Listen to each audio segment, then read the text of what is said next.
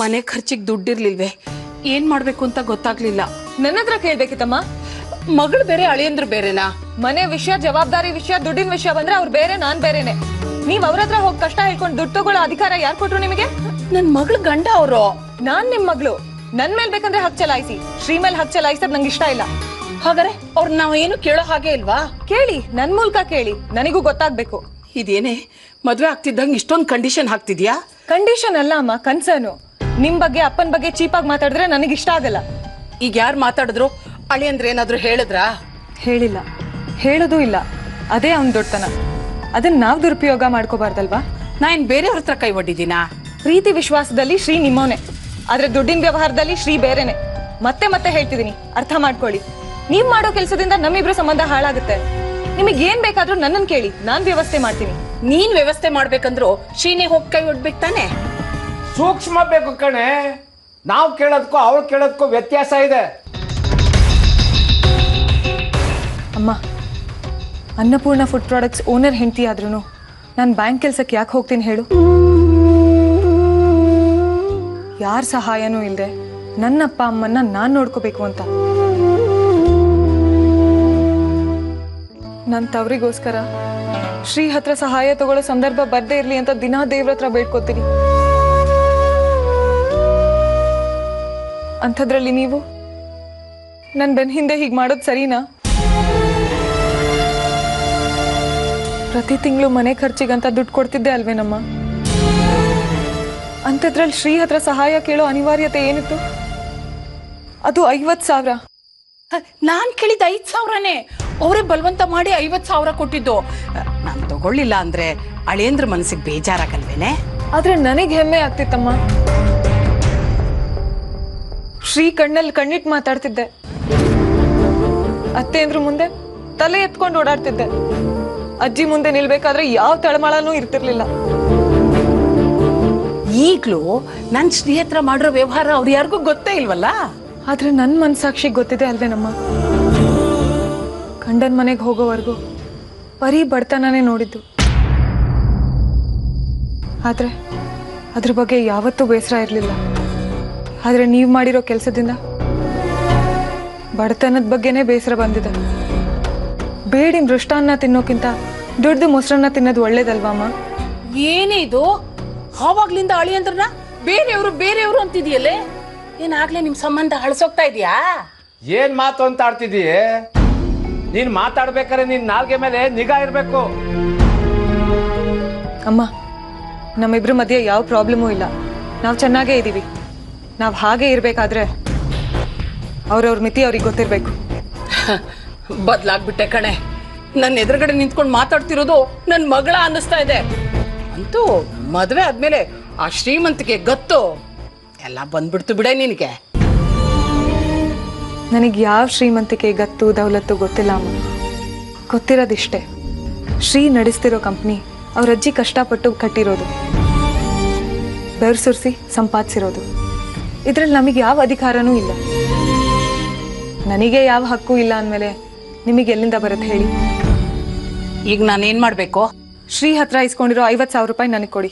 ನಾನು ಅವನಿಗೆ ವಾಪಸ್ ಕೊಡ್ಬೇಕು. ಇನ್ನೊಂದ್ಸರ್ತಿ ಯೋಚನೆ ಮಾಡೆ. ಎಷ್ಟು ಸಲ ಯೋಚನೆ ಮಾಡಿದ್ರು ಅಷ್ಟೇ ಅಮ್ಮ. ನನ್ನ ತವ್ರ ಮನೆಯವರು ಅತ್ತೆ ಮನೆಯವ್ರ ಮುಂದೆ ಯಾವತ್ತೂ ತಲೆ ತಗ್ಗಿಸ್ಬಾರ್ದು. ಕೊಡಿ.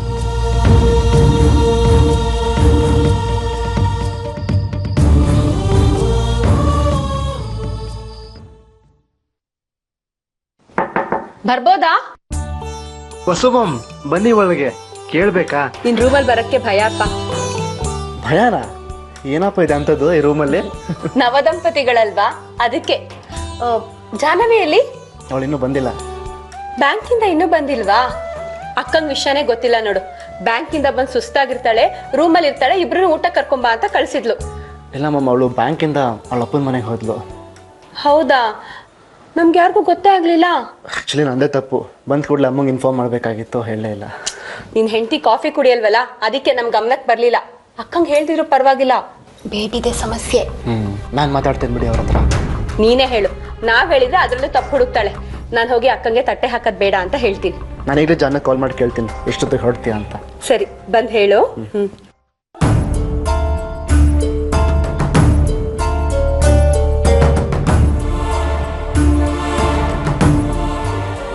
ಅಮ್ಮ ನಾನು ತಲೆ ತಗ್ಸಂತ ಕೆಲಸ ಮಾಡಿಬಿಟ್ರೆ ಸುನೀಲ. ಶ್ರೀ ಹತ್ರ ಹೋಗಿ 50,000 ರೂಪಾಯಿ ಇಸ್ಕೊಂಡು ಬಂದಿದ್ದಾರೆ. ಏನಕ್ಕೆ ಅಂತ ವಿಚಾರಿಸಿದ್ಯಾ? ವಿಚಾರಿಸ್ದೆ, ಏನೋ ಹೇಳಿ ಬಾಯಿ ಮುಚ್ಚಿಬಿಟ್ರು. ಶ್ರೀ ನನ್ನ ಫ್ಯಾಮಿಲಿ ಬಗ್ಗೆ ಏನು ಅನ್ಕೊಂಡಿರಲ್ಲ. ಜಾನ್ವಿ, ನೀನ್ ಕಲ್ಪನೆ ಮಾಡ್ಕೊಳತ್ತಲ್ಲ ಶ್ರೀ ಏನು ಅನ್ಕೊಂಡಿರೋದಿಲ್ಲ. ಅತ್ತೆ ಮಾವಂಗೆ ಕಷ್ಟ ಇದೆ, ನನ್ನ ಹತ್ರ ಕೇಳ್ಕೊಂಡು ಬಂದಿದ್ದಾರೆ. ಅವ್ರ ಕಷ್ಟಕ್ಕೆ ನಾನು ಸ್ಪಂದಿಸ್ಬೇಕು ಅಂತ ಅನ್ಕೊಂಡಿರ್ತಾರೆ ಅಷ್ಟೇ. ಅತ್ತೆ ಮನೆ ಕಷ್ಟಕ್ಕೆ ಅಳಿಯ ಆಗ್ಬರೋದ್ರಲ್ಲಿ ತಪ್ಪೇನೂ ಇಲ್ಲ. ಏನ್ ಹೇಳ್ತಿದ್ಯಾ ಸುನೀಲ? ಶ್ರೀ ಈ ಮನೆ ಅಳಿಯ ಆಗೋಕ್ಕಿಂತ ಮುಂಚೆ ನಾನು ಈ ಮನೆ ಮಗಳು. ಇಷ್ಟ ದಿನ ಶ್ರೀ ದುಡ್ಡನ್ನೇ ನಂಬ್ಕೊಂಡು ಇವ್ರ ಜೀವನ ಮಾಡ್ತಿದ್ರ? ಶ್ರೀ ಹತ್ರ ಹೋಗಿ ದುಡ್ಡು ಕೇಳಕ್ಕೆ ನಾನೇನು ಅವ್ರ ಪಾಲಿಗೆ ಸತ್ತು ಹೋಗಿದ್ನ? ಜಾನ್ವಿ, ನಿಮ್ಮಮ್ಮ ಶ್ರೀ ಹತ್ರ ದುಡ್ಡಿಸ್ಕೊಂಡ್ ಬಂದಿರೋದನ್ನೇ ದೊಡ್ಡ ಅಪರಾಧ ಅನ್ನೋ ಥರ ಮಾತಾಡ್ತಾ ಇದೆಯಲ್ಲ. ಸರಿ, ಹಾಗಾದ್ರೆ ನಾನೊಂದು ಪ್ರಶ್ನೆಗೆ ಉತ್ತರ ಕೊಡು. ನೀನೇನೋ ಮದುವೆ ಆಗಿ ಹೊರಟೋದೆ, ಇವ್ರುಗಳ ಬಗ್ಗೆ ಯೋಚನೆ ಮಾಡಿದ್ಯಾ? ಯೋಚನೆ ಮಾಡದೇ ಇರ್ತೀನ ಸುನೀಲ. ಅದಕ್ಕೆ ಅಲ್ವಾ ಮದ್ವೆ ಆದ್ಮೇಲೂ ಬ್ಯಾಂಕ್ ಕೆಲ್ಸಕ್ಕೆ ಹೋಗ್ತಿರೋದು. ಜಾನ್ವಿ, ಈ ತಿಂಗಳಿಂದ ನಿನ್ ಕೆಲ್ಸಕ್ಕೆ ಹೋದ್ರೆ ನಿನಗೆ ಸಂಬಳ ಬರೋದು ಮುಂದಿನ ತಿಂಗಳು. ಅಲ್ಲಿವರೆಗೂ ಇವ್ರ ಹೊಟ್ಟೆಪಾಡಿನ ಗತಿ ಏನಾಗ್ಬೇಕು? ತಪ್ಪೋ ಸರಿನೋ, ನಿನ್ನೆ ನಂಬ್ಕೊಂಡಿದ್ರು ಈ ಮನೇಲಿ.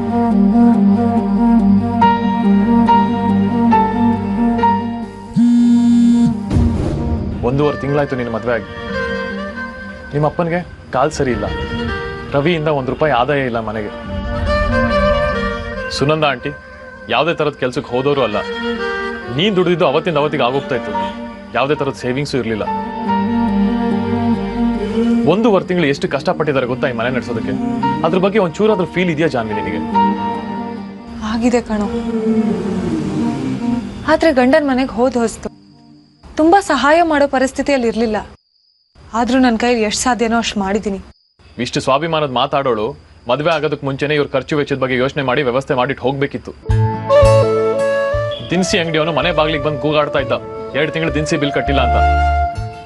ಎಲೆಕ್ಟ್ರಿಸಿಟಿ ಬಿಲ್ ಕಟ್ಟಿಲ್ಲ ಅಂದಿದ್ದಕ್ಕೆ ಪವರ್ ಕಟ್ ಮಾಡಿದ್ರು ಜಾನ್ವಿ. ಏನ್ ಮಾಡ್ಬೇಕಿತ್ತು ಅವರು?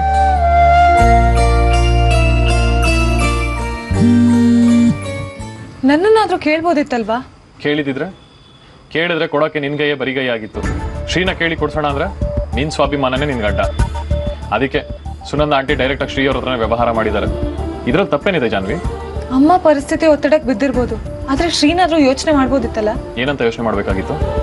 ಅಮ್ಮಂಗೆ ನನಗೆ ಕೇಳ್ದೆ ದುಡ್ಡು ಕೊಟ್ರೆ ನನ್ನ ಸ್ವಾಭಿಮಾನಕ್ಕೆ ಧಕ್ಕೆ ಬರುತ್ತೆ ಅಂತ. ಸ್ವಾಭಿಮಾನ ಹೊಟ್ಟೆ ತುಂಬಿದ್ಮೇಲೆ ಆಡೋ ಮಾತು ಜಾನ್ವಿ. ಇಲ್ಲಿ ಹೊಟ್ಟೆಗೆ ಹಿಟ್ಟಿಲ್ಲ ಅಂತ ಕಣ್ಣೀರ್ ಹಾಕ್ತಾ ಕೂತಿರ್ತಾರೆ ನಿಮ್ಮಮ್ಮ.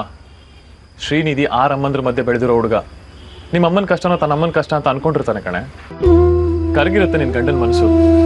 ಮೊದ್ಲು ಇವ್ರಿಗೆ ಸಹಾಯ ಮಾಡೋಣ, ಆಮೇಲೆ ನನ್ನ ಹೆಂಡತಿಗೆ ಅರ್ಥ ಮಾಡಿಸಿದ್ರೆ ಆಯ್ತು ಅಂತ ರಿಸ್ಕ್ ತಗೊಂಡಿರ್ತಾರೆ ಕಣೆ. ಹೀರೋ ಕಣೆ ನಿನ್ ಗಂಡ. ಹಾಗಾದ್ರೆ ನಾನ್ ವಿಲನ್ನ?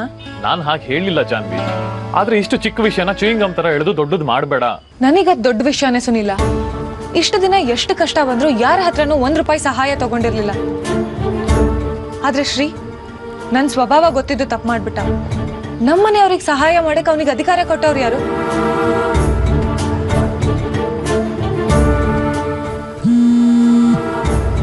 ಶ್ರೀ ಏನು ನಿಮ್ ಮನೆಯಿಂದ ಗಂಟು ಹೊತ್ಕೊಂಡು ಹೋಗಿಲ್ಲ ಹಕ್ಕು ಸಾಧಿಸಿದ್ರು ಅಂತ ಹೇಳೋದಕ್ಕೆ. ನಿಮ್ಮಮ್ಮ ಕಷ್ಟ ಹೇಳ್ಕೊಂಡಿರ್ತಾರೆ, ಸಹಾಯ ಮಾಡಿ ಜವಾಬ್ದಾರಿ ತೋರಿಸಿದ್ದಾರೆ. ಆದ್ರೆ ಈ ಜವಾಬ್ದಾರಿನೂ ಯಾಕೆ ತೋರಿಸ್ಬೇಕಿತ್ತು? ಜಾನ್ವಿ, ನಿನ್ ಗಂಡ ನಿನ್ ತವ್ರ ಮನೆಯವ್ರಿಗೆ ಸಹಾಯ ಮಾಡಿದ್ದಕ್ಕೆ ಥ್ಯಾಂಕ್ಸ್ ಹೇಳೋ ಬದಲು ಕೋಪ ಮಾಡ್ಕೋತಾ ಇದೆಯಲ್ಲ, ಅನ್ಯಾಯ ಕಣೆ. ಇಷ್ಟು ದಿನ ನೀನ್ ನನ್ ಪರ ಮಾತಾಡ್ತಿದ್ದೆ, ಈಗ ನೀನು ಅವ್ರ ಪರ ಮಾತಾಡ್ತಿದೀಯಾ? ಅದ್ ಹಾಗಲ್ಲ ಜಾನ್ವಿ. ಮಾತಾಡ್ಬೇಡ ಸುನಿಲ. ನಿನಗಂದೇನ್ ಪ್ರಯೋಜನ? ಮೊದ್ಲು ಆ ದುಡ್ಡು ತಗೊಂಡೋಗಿ ಅವನ್ ಕೈಲಿಡ್ತೀನಿ.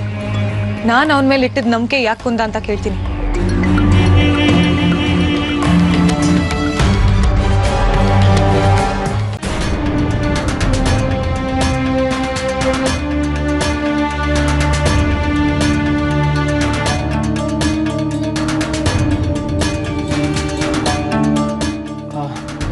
ಹೊರಟಿದಳು ಅನ್ಸತ್ತೆ. ಅದನ್ನ ಹೇಳಕ್ ಏನಂತೆ? ಅದು ಗಂಡಂಗೆ ದಂಡ್ಸಲ್ಲ ರೇಗಲ್ಲ. ಆಟೋಲ್ ಬರ್ತಿರ್ತಾಳೆ, ಕೇಳಿಸಿರಲ್ಲ. ಇವಳೊಬ್ಳು ನೋಡ್ದವ್ರಿಗಿಂತ ಹೆಚ್ಚಾಗಿ ಮಾತಾಡ್ತಾಳೆ. ಇಷ್ಟೆಲ್ಲ ಬರ್ಬೇಕಾಗಿತ್ತು. ಲೇಟ್ ಆದ್ರೆ ತಿಳಿಸ್ಬೇಕು ಅಂತ ಗೊತ್ತಾಗಲ್ವಾ ಅವಳಿಗೆ? ಕಾಯ್ತಿರೋರ್ಗೆ ಏನ್ ಬೆಲೆ ಇದೆ? ನಾನು ಕೇಳ್ಬೇಕಾಗಿತ್ತು ಎಷ್ಟೊತ್ತಿಗೆ ಬರ್ತೀಯ ಅಂತ. ತಪ್ಪು ನಂದೆ, ಪಾಪ ಅವಳಿಗೆ ಗೊತ್ತಾಗಲ್ಲ. ನಿಧಾನವಾಗಿ ಕಲ್ತ್ಕೋತಾಳ್ ಬಿಡೆ ಬೇಬಿ. ಇಷ್ಟು ನಿಧಾನನಾ? ಇಷ್ಟರಲ್ಲೇ ಕಲ್ತ್ಕೋಬೇಕಾಗಿತ್ತು ನಮ್ಮನೆ ರೂಲ್ಸ್ನೆಲ್ಲ. ಸುಮ್ನಿರೆ ಬೇಬಿ, ನಾವೇನ್ ಅವಳನ್ನ ಕೂರ್ಸ್ಕೊಂಡು ನಮ್ಮನೆ ರೂಲ್ಸ್ ಹೇಳ್ಕೊಟ್ಟಿದೀವಾ? ಪ್ರತಿಯೊಂದು ತಿದ್ದಕ್ಕಾಗತ್ತಾ? ನೋಡಿ ಕಲ್ತ್ಕೋಬೇಕು. ಬೇರೆದಕ್ಕೆಲ್ಲ ಬುದ್ಧಿ ಇರುತ್ತೆ. ಯಾವ ಬೇರೆದಕ್ಕೆ ಬೇಬಿ ಮಾಮ್? ಕೆಲ್ಸಕ್ಕೆ ಹೋಗೋದಕ್ಕೆ ಹೇಗೆ ಒಪ್ಸಿದ್ಲು ನೋಡು. ಮನೇಲಿ ಜವಾಬ್ದಾರಿ ಇರುವಂಥ ಕೆಲಸ ಕೊಟ್ಟಿದ್ರೆ ಅವಳಕ್ಕೆ ಕೆಲ್ಸಕ್ಕೆ ಹೋಗೋದ್ರ ಬಗ್ಗೆ ಯೋಚನೆ ಮಾಡ್ತಿದ್ಲು. ಅಂದ್ರೆ ಅಮ್ಮ ಕಡ್ದು ಜವಾಬ್ದಾರಿ ಕೊಡ್ಬೇಕಾಗಿತ್ತಾ? ಬೇಬಿ ನಿನ್ ವಿಷಯನ ಎಲ್ಲೆಲ್ಗೋ ತಗೊಂಡು ಹೋಗ್ತಿದ್ಯಾ. ಅವಳ ಪರವಾಗಿ ನಾನು ಕ್ಷಮೆ ಕೇಳ್ತೀನಿ. ಇನ್ನೊಂದ್ಸಲ ಈ ರೀತಿ ಆಗಲ್ಲ. ನೀನ್ ಯಾಕೋ ಕ್ಷಮೆ ಕೇಳ್ಬೇಕು? ನೀನೇನ್ ತಪ್ಪು ಮಾಡಿದ್ಯಾ? ನೀನ್ ಪ್ರಯತ್ನ ಮಾಡ್ತಾನೆ ಇದ್ಯಾ. ಮದ್ವೆ ಆದ ತಪ್ಪಿಗೆ ಅವಳು ಕ್ಷಮೆ ಕೇಳ್ಬೇಕು. Baby mom, this is too much. ನೋಡ್ದ್ಯಾ ಹೆಂಡತಿನ ಎಷ್ಟೊಂದು ವಹಿಸ್ಕೊಂಡು ಮಾತಾಡ್ತಾನೆ. ವಹಿಸ್ಕೊಳ್ಳೇಬೇಕಲ್ವಾ ಬೇಬಿ? ಅವ್ನ್ ಹೆಂಡತಿ ತಾನೆ, ದಂಡ್ಸೋ ಹೊತ್ತಲ್ಲಿ ದಂಡ್ಸಿಲ್ವಾ? ಅಮ್ಮ ಇದನ್ನೆಲ್ಲ ನೋಡ್ಬೇಕಾಗತ್ತೆ ಅಂತ ರೂಮ್ ಸೇರ್ಕೊಂಡಿದ್ದಾರೆ. ಒಳ್ಳೇದೇ ಆಯ್ತು.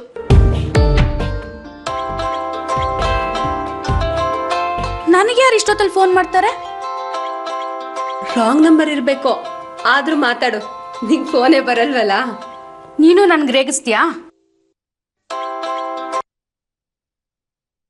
ಹಲೋ ಬೇಬಿ ಅತ್ತೆ, ನಾನು ಜಾಹ್ನವಿ.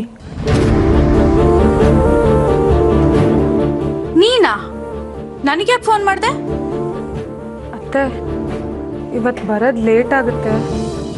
ಚೆನ್ನಾಗಿದೆ, ಲೇಟಾಗಿ ಬರ್ತೀನಿ ಅನ್ನೋದನ್ನು ಲೇಟಾಗಿ ಹೇಳ್ತಿದ್ಯಾ.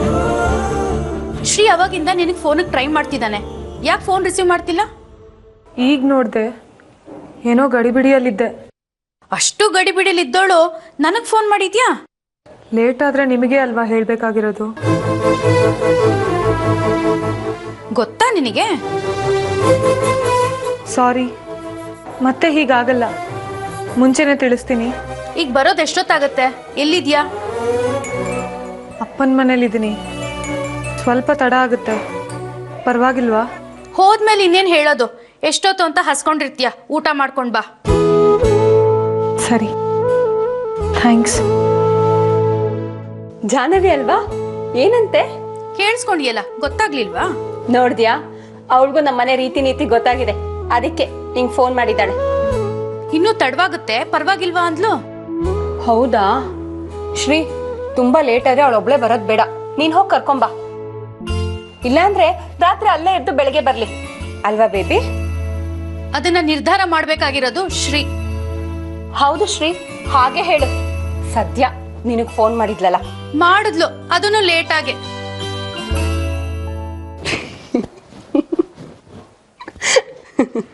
ಆದ್ರೆ ಬೇಬಿ ಮಾಮ್ನ ಸಮಾಧಾನ ಮಾಡೋದು ಮಿಷನ್ ಇಂಪಾಸಿಬಲ್. ಅವಳು ಹಾಗೆ ಶ್ರೀ, ಆದ್ರೆ ಅವಳು ಕಾಳಜಿ ನೋಡ್ದ್ಯಾ? ಹಸ್ಕೊಂಡಿರ್ಬೇಡ, ಅಲ್ಲೇ ಊಟ ಮಾಡು ಅಂದ್ಲು. ಬೇಬಿ ಮನ್ಸನ್ನ ಗೆಲ್ಲೋದು ತುಂಬಾ ಕಷ್ಟ. ಆದ್ರೆ ಅವಳು ಒಂದ್ಸಲ ಇಷ್ಟಪಟ್ರೆ ಪ್ರಾಣನೇ ಕೊಡ್ತಾಳೆ. ಆದ್ರೆ ಜಾನು ಕಷ್ಟ ಇದೆ ಬಿಡಿ. ನೋಡ್ತಾ ಇರೋ, ಬೇಬಿ ಏನೋ ಅವ್ರ ಅಮ್ಮನ ಸೋಲ್ಬೇಕು ಜಾನ್ವಿ ಪ್ರೀತಿ ಮುಂದೆ. ಹಾಗ್ ಮಾಡ್ತಾಳೆ. ಮಾಡ್ತಾರೆ. ಆ ದಿನ ಯಾವಾಗ ಬರುತ್ತೋ ಏನೋ. ಬರತ್ತೆ ಶ್ರೀ. ನೀನು ಜಾನ್ವಿಗ್ ಫೋನ್ ಮಾಡಿ ಬೆಳಗ್ಗೆ ಬರಕ್ ಹೇಳು. ಪಾಪ ನಮ್ ಹುಡುಗ ಇವತ್ತು ಒಬ್ನೇ ಇರ್ಬೇಕು.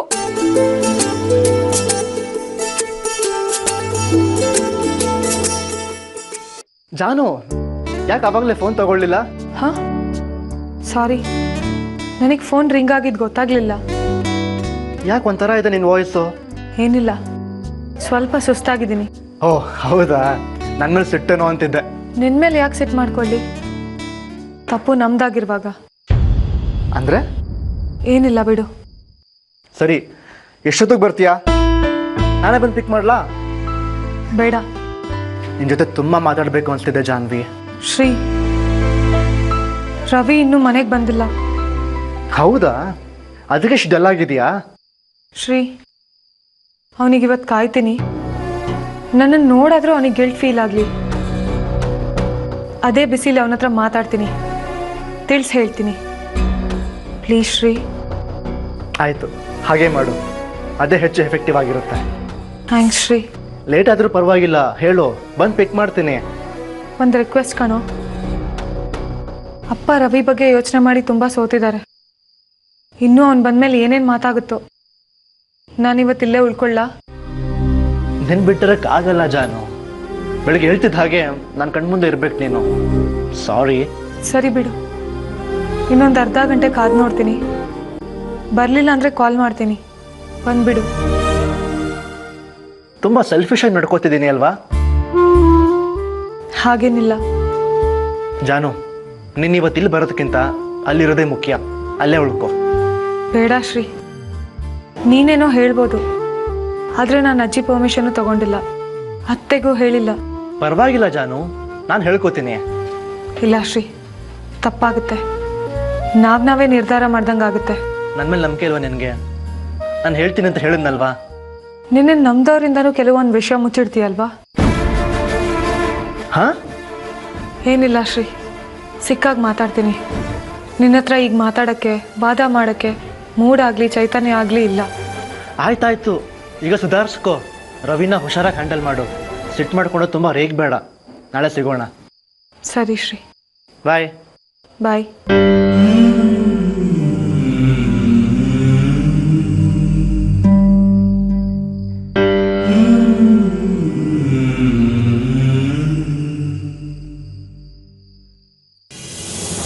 ₹50,000 ಇಸ್ಕೊ ಬಂದಿದ್ದಾಳೆ. ಅಳಿ ಅಂದ್ರೆ ಹತ್ರ ಇಸ್ಕೊ ಬಂದಿದ್ದಾಳೆ. 1.5 ತಿಂಗಳು ಎಷ್ಟು ಕಷ್ಟಪಟ್ಟಿದ್ದಾರೆ ಗೊತ್ತಾ ಈ ಮನೆ ನಡೆಸೋದಕ್ಕೆ? ಅದ್ರ ಬಗ್ಗೆ ಒಂಚೂರಾದ್ರೂ ಫೀಲ್ ಇದೆಯಾ ಜಾನ್ವಿ ನಿನಗೆ? ಅಂತೂ ಮದುವೆ ಆದ್ಮೇಲೆ ಆ ಶ್ರೀಮಂತಿಗೆ ಗತ್ತು ಎಲ್ಲ ಬಂದ್ಬಿಡ್ತು ಬಿಡೆ ನಿನಗೆ. ಮೊದ್ಲು ಇವ್ರಿಗೆ ಸಹಾಯ ಮಾಡೋಣ, ಆಮೇಲೆ ನನ್ನ ಹೆಂಡತಿಗೆ ಅರ್ಥ ಮಾಡಿಸಿದ್ರೆ ಆಯ್ತು ಅಂತ ರಿಸ್ಕ್ ತಗೊಂಡಿರ್ತಾರೆ ಕಣೆ. ಹೀರೋ ಕಣೆ ನಿನ್ ಗಂಡ.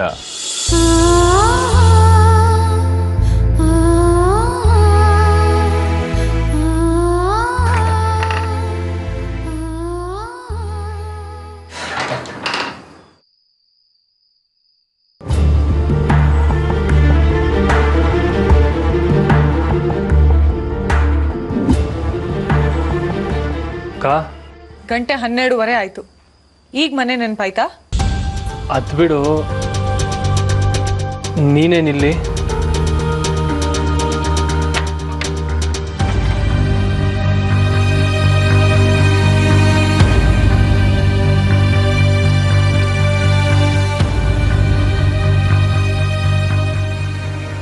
ಏನಾಗಿದೆಯಾ ಅಕ್ಕ ನಿನಗೆ? ಇದೇ ಪ್ರಶ್ನೆ ನಾನು ನಿನಗೆ ಕೇಳಬೇಕು ಅನ್ಕೊಂಡಿರೋದು. ಏನಾಗಿದೆ ನಿನಗೆ? ಯಾಕೆ ಇಷ್ಟು ಲೇಟಾಗಿ ಮನೆಗೆ ಬಂದಿದ್ಯಾ? ಅವತ್ತೇ ಹೇಳಿದ್ನಲ್ಲ ಫ್ರೆಂಡ್ಸ್ ಜೊತೆ ಓದಕ್ಕೆ ಹೋಗ್ತೀನಿ ಅಂತ. ಅವತ್ತು ಹೇಳಿದ್ ನೀನು ಸುಳ್ಳು ಅಂತ ನನಗೆ ಚೆನ್ನಾಗಿ ಗೊತ್ತು. ನನ್ನ ಮೇಲೆ ಯಾಕೆ ಅಕ್ಕ ನಿನ್ಗೆ ಅನುಮಾನ? ಅನುಮಾನ ಅಲ್ಲ ಕಣೋ, ಆತಂಕ. ನೀನು ನನಗೆ ಮದುವೆ ಮುಂಚೆ ಏನು ಪ್ರಾಮಿಸ್ ಮಾಡಿದ್ದೆ ಅಂತ ಜ್ಞಾಪಕ ಮಾಡ್ಕೊ.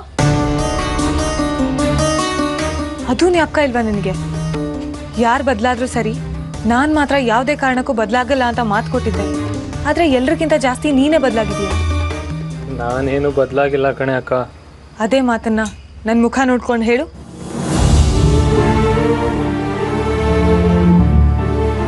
ಯಾಕೋ ರವಿ ಹೀಗಾದೆ? ಅಪ್ಪ ನಮಗೋಸ್ಕರ ಎಷ್ಟು ಕಷ್ಟಪಟ್ಟಿದ್ದಾರೆ. ಅವ್ರಿಗೆ ಈಗ ವಯಸ್ಸಾಗಿದೆ, ಅವ್ರನ್ನ ಚೆನ್ನಾಗಿ ನೋಡ್ಕೊಳ್ಳೋ ಜವಾಬ್ದಾರಿ ನಮ್ದಲ್ವಾ? ನಾನು ಏನೇ ಮಾಡಿದ್ರು ಅಪ್ಪಂಗೆ ಇಷ್ಟ ಆಗಲ್ಲ ಕಣೆ. ಇನ್ನು ನನ್ನಿಂದ ಸಂತೋಷವಾಗಿ ಹೇಗಿರ್ತಾರೆ ಹೇಳು? ಅವ್ರಿಗೆ ಇಷ್ಟ ಆಗಲ್ಲ ಅಂತ ಮತ್ತೆ ಮತ್ತೆ ಅದೇ ಥರ ನಡ್ಕೊಂಡ್ರೆ ಅವ್ರಿಗೆ ಸಂತೋಷ ಆಗೋ ಥರ ನಡ್ಕೊಂಡು ನೋಡು. ನಾನು ನಡ್ಕೊಳ್ಳೋದ್ರ ಮೇಲೆ ಅಲ್ಲ ಕಣೆ ಅಪ್ಪನ ಸಂತೋಷ ಇರೋದು ಈ ಮನೇಲಿ. ನೀನು ನಿನ್ನ ಗಂಡನ ಮನೇಲಿ ಸಂತೋಷವಾಗಿ ಸುಖವಾಗಿದ್ರೆ ಅಪ್ಪನೂ ಈ ಮನೇಲಿ ಸಂತೋಷವಾಗಿರ್ತಾರೆ ಕಣೆ. ನಿನಗಿದೆಲ್ಲ ಹೇಗೆ ಅರ್ಥ ಆಗುತ್ತೆ? ಅರ್ಥ ಆಗೋದೇನೇ ಬಂತು, ಕಣ್ಮುಂದೆ ನಡೀತಾ ಇರೋದನ್ನ ಹೇಳ್ತಾ ಇದ್ದೀನಿ ಅಷ್ಟೆ. ನೀನೇ ಎಲ್ಲ ಕಣೆ ಅಪ್ಪಂಗೆ. ನಾನು ಅಂದರೆ ಥರ ಎಕ್ಸ್ಟ್ರಾ ಲಗೇಜ್ ಇದ್ದಂಗೆ. ದಡ್ಡಂತರ ಮಾತಾಡ್ಬೇಡ ರವಿ. ಇಷ್ಟು ದಿನ ನೀನು ಅಪ್ಪನ ಅರ್ಥ ಮಾಡ್ಕೊಂಡಿರೋದು. ನಿನ್ನ ಮೇಲೆ ಅಪ್ಪನಿಗೆ ಪ್ರೀತಿ ಕಾಳಜಿ ಇಲ್ಲ ಅಂದರೆ ನೀನು ರಾತ್ರಿ ಇಷ್ಟು ಲೇಟಾಗಿ ಬರೋ ತನಕ ಅಪ್ಪ ಆತಂಕದಲ್ಲಿ ಕಾಯ್ತಿದ್ರಾ? ನಾನು ರಾತ್ರಿ ಬರೋ ತನಕ ಕಾಯೋದು ನನ್ನ ಮೇಲಿನ ಪ್ರೀತಿಗಲ್ಲ ಕಣೆ ಅಕ್ಕ. ಅಮ್ಮ ಒಬ್ಳೆ ಗಾಬರಿ ಆಗ್ತಾಳೆ ಅಂತ. ಅಪ್ಪನ ಪ್ರೀತಿ ಬಗ್ಗೆನೇ ಸಂಶಯ ಪಡೋ ನೀನು ಅವ್ರ ವಿಶ್ವಾಸ ಗಳಿಸ್ಕೊಳಕ್ ಎಷ್ಟೊಂದು ಚಾನ್ಸ್ ಇತ್ತು. ಒಂದ್ರಲ್ಲಾದ್ರೂ ಪ್ರೂವ್ ಮಾಡಿ ತೋರಿಸ್ತೀಯಾ? ನನ್ನ ಹಣೆ ಬರೋನೇ ಸರಿ ಇಲ್ಲ ಕಣೆ ಅಕ್ಕ. ಅಪ್ಪನ ಹತ್ರ ಬೇಷ್ ಅನ್ಸ್ಕೋಬೇಕು ಅಂತ ಬಹಳ ಪ್ರಯತ್ನ ಪಟ್ಟೆ, ಯಾವುದು ಸಾಧ್ಯ ಆಗಲಿಲ್ಲ. ಅಪ್ಪನ ದೃಷ್ಟಿಲಿ ಈಗ ನಾನು ಕೆಲ್ಸಕ್ಕೆ ಬಾರ್ದ ಅಯೋಗ್ಯ, ದಂಡಪಿಂಡ. ಹಾಗಲ್ಲ ಕಣೋ ರವಿ. ಸಮಾಧಾನಕ್ಕೆ ನೀನೇನೇ ಹೇಳಿದ್ರು ಸತ್ಯ ನನಗೆ ಗೊತ್ತಿದೆಯಲ್ಲ ಅಕ್ಕ. ಅದಕ್ಕೆ ಸಾಧ್ಯವಾದಷ್ಟು ಮಟ್ಟಿಗೆ ಅವ್ರ ಕಣ್ಣಿಗೆ ಬೀಳಬಾರ್ದು ಅಂತ ನಾನೇ ಡಿಸೈಡ್ ಮಾಡಿದ್ದೀನಿ. ಹಾಗಂತ ಅವರಿಂದ ದೂರ ಇದ್ದು ಹೀಗೆ ಮಧ್ಯರಾತ್ರಿ ಲೇಟಾಗಿ ಬಂದ್ರೆ ಎಲ್ಲ ಸರಿ ಹೋಗುತ್ತಾ? ಮಗ ಎಲ್ಲಿ ತಪ್ಪದಾರಿಯಲ್ಲಿ ನಡೀತಿದ್ದಾನೆ ಅಂತ ಆತಂಕ ಜಾಸ್ತಿ ಆಗುತ್ತಷ್ಟೆ. ಅಪ್ಪನ ವಿಷಯ ಬಿಡು, ನನಗೆ ನಿನ್ ಮೇಲೆ ಪ್ರೀತಿ ಕಾಳಜಿ ಇದೆ ಅಂದ್ರೆ ನಂಬ್ತೀಯಾ? ಸತ್ಯಕ್ಕೆ ನೀನೇ ಕಣೆ ಅಕ್ಕ. ಅಪ್ಪ, ಅಮ್ಮ, ಅಕ್ಕ ಎಲ್ಲ. ಹಾಗಾದ್ರೆ ನನ್ನ ಹತ್ರನಾದ್ರೂ ನಿಜ ಹೇಳು. ಇಷ್ಟೊತ್ತರೆಗೂ ಎಲ್ಲಿದ್ದೆ, ಯಾರ ಜೊತೆ ಇದ್ದೆ, ಏನ್ ಮಾಡ್ತಿದ್ದೆ? ಹೇಳಿದ್ನಲ್ಲ ಅಕ್ಕ, ಫ್ರೆಂಡ್ ಮನೆಗೆ ಕಂಬೈನ್ ಸ್ಟಡಿ ಮಾಡಕ್ಕೆ ಹೋಗ್ತೀವಿ ಅಂತ. ಇಷ್ಟೊತ್ತಿನವರೆಗೂ ಹಾಂ, ಸ್ವಲ್ಪ ಹೊತ್ತು ಓದ್ಕೋತೀವಿ, ಆಮೇಲೆ ಟೀ ಕಾಫಿ ಕುಡಿಯೋಕ್ಕೆ ಅಂತ ಕೆಳಗೆ ಬರ್ತೀವಿ, ಹಾಗೆ ಸ್ವಲ್ಪ ಹರಟೆ ಹೊಡಿತೀವಿ, ಮತ್ತೆ ಹೋಗಿ ಓದ್ಕೊಂಡು ಎಲ್ಲ ಅವ್ರವ್ರ ಮನೆಗೆ ಹೊರಟ್ಬಿಡ್ತೀವಿ. ಇಷ್ಟು ಚೆನ್ನಾಗಿ ಸುಳ್ಳು ಹೇಳೋದು ಯಾವಾಗ ಕಲಿತೆ? ಇಷ್ಟೆಲ್ಲ ಹೇಳಿದ ಮೇಲಾದರೂ ನಿಜ ಹೇಳ್ತೀಯ ಅನ್ಕೊಂಡಿದ್ದೆ. ಹೋಗ್ಲಿ ಬಿಡು, ನಿನ್ನ ಬಗ್ಗೆ ನಿಜ ತಿಳ್ಕೊಳ್ಳೋ ಯೋಗ್ಯತೆ ನನಗಿಲ್ಲ ಅಂತ ಅನ್ಕೊಂತೀನಿ. ಪ್ಲೀಸ್ ಕಣೆ ಅಕ್ಕ, ಹಾಗೆ ಹೇಳ್ಬೇಡ. ನಾನು ದಡ್ಡ ಕಣೆ, ನಿನ್ನ ಮನ್ಸು ನೋಯಿಸ್ಬಿಟ್ಟೆ. ನಿನಗೆ ನಿಜ ಕಣೆ, ನಾನು ಇಷ್ಟೊತ್ತಿನವರೆಗೂ ಓದಕ್ಕೆ ಹೋಗ್ತಿರ್ಲಿಲ್ಲ. ಮತ್ತೆ ಈಗ ಬೇಡ, ಹೇಳ್ತೀನಿ.